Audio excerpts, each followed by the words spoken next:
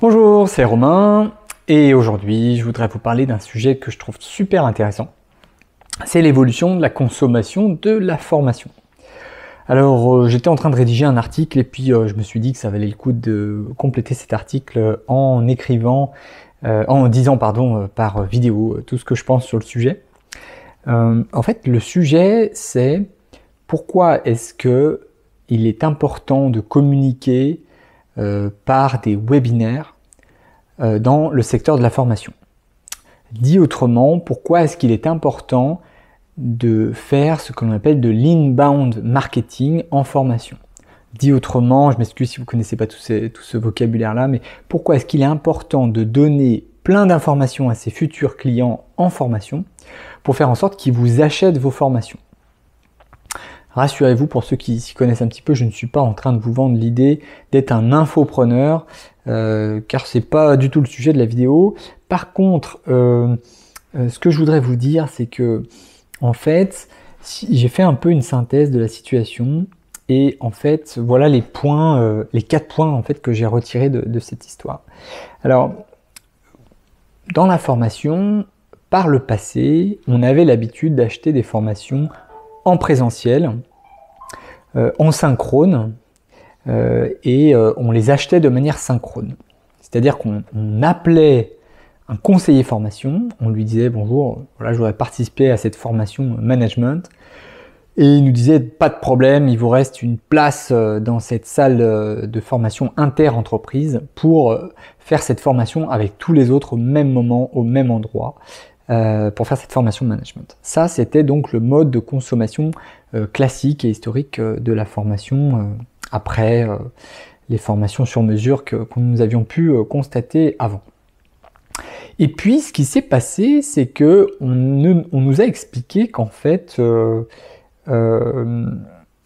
il était plus forcément nécessaire d'acheter comme ça, mais on pouvait également se former à distance.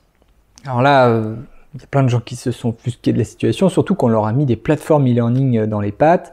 Sous-entendu, on leur a dit, tiens, regardez des vidéos et vous allez voir, tout va bien se passer. Donc, avant, on vous mettait dans une salle, vous partagez une grosse expérience avec plein de gens et c'était super sympa, très agréable. Et maintenant, on vous a dit pendant une période, mettez-vous devant une plateforme e-learning, vous allez avoir plein de vidéos, un beau parcours, vous allez peut-être vous ennuyer, mais comme de toute façon, c'est pas cher, vu le nombre de personnes qui a formé dans l'entreprise, finalement, ça arrange un peu tout le monde, surtout que ça évite les frais de déplacement et d'hébergement. Donc une formation qui coûtait peut-être par exemple 2000 € par personne, et grâce à ce système-là, elle coûtait plus que 200 € par personne. Donc ça veut dire qu'on nous a fait comprendre qu'il était possible d'acheter autrement, donc de manière, consommer la formation de manière asynchrone et consommer la formation à distance. Chemin faisant, les expériences se sont faites, les gens ont peu à peu découvert, a fortiori en tout cas ces dernières années, une nouvelle façon de consommer de la formation avec un achat de manière asynchrone. Alors un achat de manière asynchrone, c'est quoi? C'est tout simplement qu'on ne va même plus parler à un conseiller, on va pouvoir acheter de la formation sans même se préoccuper de savoir si elle est disponible ou pas disponible, puisque de toute façon on a juste besoin de mettre sa carte bleue ou en tout cas d'appuyer sur un bouton sur internet pour acheter une formation. Et donc qu'est-ce que ça signifie? Ça signifie que les gens, ils ont désormais l'habitude, du moins la capacité d'acheter de la formation de manière asynchrone, c'est-à-dire sans même savoir si ils achètent la bonne formation, ils vont acheter la formation. Pourquoi? Parce que de toute façon, il y a plein de choses qui se passent derrière. La première, c'est que quand on vend de la formation, on a l'obligation d'informer suffisamment l'acheteur de ce qu'il achète. C'est à la fois légal et puis de toute façon une contrainte. C'est-à-dire que si celui qui veut acheter une formation, il n'est pas suffisamment informé, il n'achètera pas.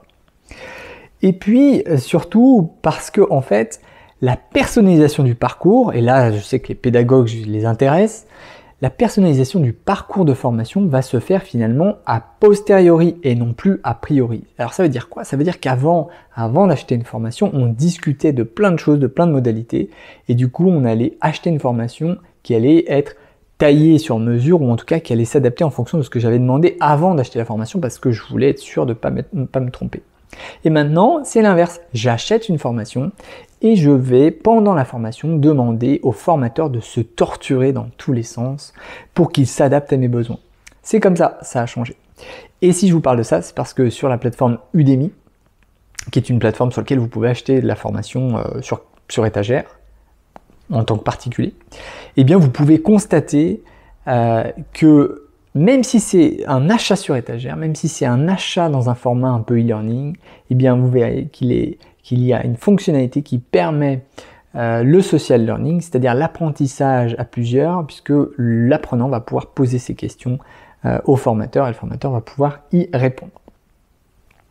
Alors du coup, c'est quoi la conséquence de tout ça? Eh bien c'est qu'en fait, vous devez convaincre vos apprenants d'acheter de la formation, d'acheter votre formation en leur donnant suffisamment d'informations. Et ces informations vont avoir plusieurs formes finalement. Ça peut être des articles, mais ça peut être également des vidéos, ou ça peut être également ce qu'on va appeler des webinaires, c'est-à-dire des vidéos pendant lesquelles vous interagissez en direct avec vos apprenants pour répondre à toutes leurs questions et leur présenter votre offre. Et ça va leur donner un élément de réassurance pour savoir s'ils doivent acheter vos formations. Voilà, c'était un élément d'analyse que je voulais vous partager en vidéo. J'espère que ça vous a plu. N'hésitez pas à poser vos questions en commentaire, ça m'intéresse également. À bientôt!